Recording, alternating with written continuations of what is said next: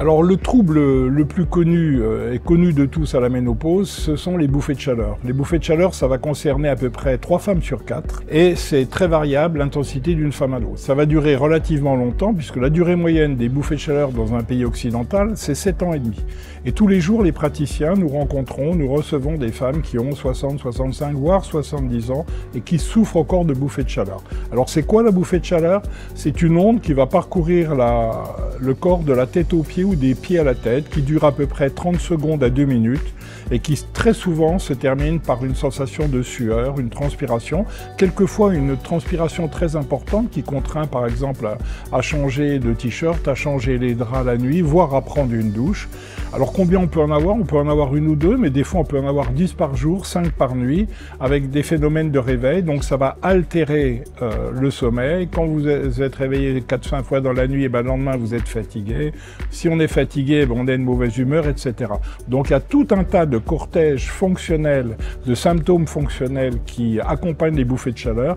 Et si on supprime les bouffées de chaleur, c'est ce que nous demande la quasi-totalité des patientes qui viennent nous consulter, et ben, on va améliorer ces troubles fonctionnels, on va améliorer le tonus, la qualité de vie et on va améliorer aussi le sommeil. Alors d'autres signes apparaissent à la ménopause, donc aussi on peut avoir une certaine sécheresse vaginale qui va gêner les rapports sexuels.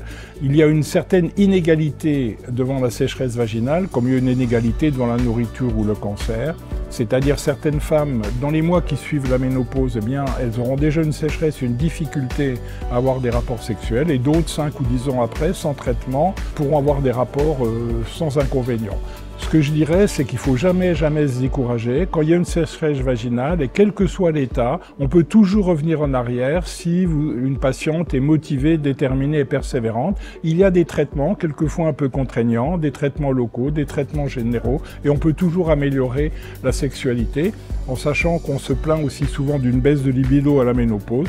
Disons qu'elle est aussi très corrélée à ce qu'elle était avant. C'est-à-dire si c'était très bien avant, ben, ce sera très bien. Si c'était bien, ça devient assez bien. Donc disons que la libido à la ménopause, elle était ce qu'elle était avant, avec un ton en dessous, pas une octave en dessous, disons un ton en dessous. Autre chose qui peut survenir à la ménopause et que tout le monde connaît, c'est la perte osseuse. Vous savez qu'on constitue son capital osseux jusqu'à l'âge de 40 ans, les hommes comme les femmes. Et à partir de 40 ans, on perd de l'os. Chez la femme, il y a un coup d'accélérateur au moment de la ménopause, et on sait que les traitements hormonaux peuvent limiter cette perte osseuse, voire permettre de la stopper.